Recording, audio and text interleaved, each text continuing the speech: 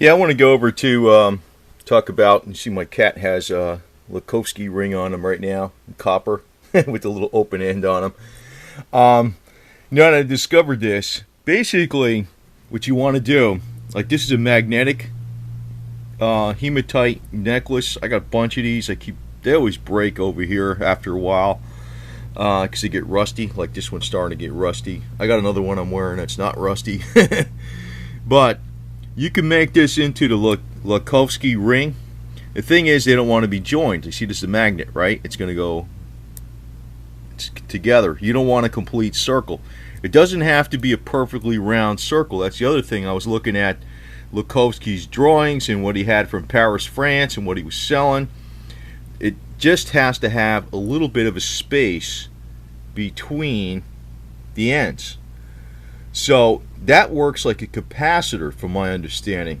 So somehow it's picking up the frequencies from the Earth. Like the Earth has several frequencies. It's actually 7.83 hertz is one of the main ones, the Schumann Earth resonance.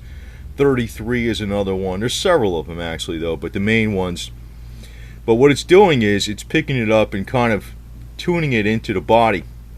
Now, I don't know what medical doctors say, but I've seen scientists say this who are PhDs, that the Earth frequencies that come from the Earth are actually healing the body. They actually help heal the body. They help tune the body up. Well, I'll put it that way, versus like major healing. Tune it up. And like when you stand on the Earth directly without rubber soles and stuff like that, like on a beach or something, you're actually getting the frequencies from the Earth directly. But they surround us all over. So what's going on here is this Lakhovsky ring is helping to pick up those frequencies and direct them into the body. So the way to put this together is I used a little silicone hose. Actually, I was using this on the ozone machine. It's a silicone hose. Push the magnet into it and push the magnet into the other side. And, excuse me, while I put this down a second,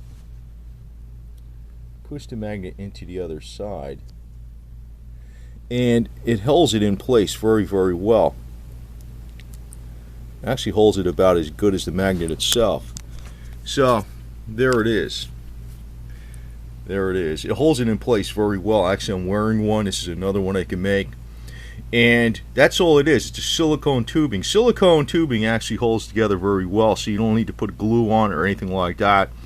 And it fits, the magnet fits in there snugly, so it holds it together. So there's a slight gap. It's this slight gap that's necessary. It can't be a complete circle, but it doesn't have to be a perfectly round circle. That's the other thing too.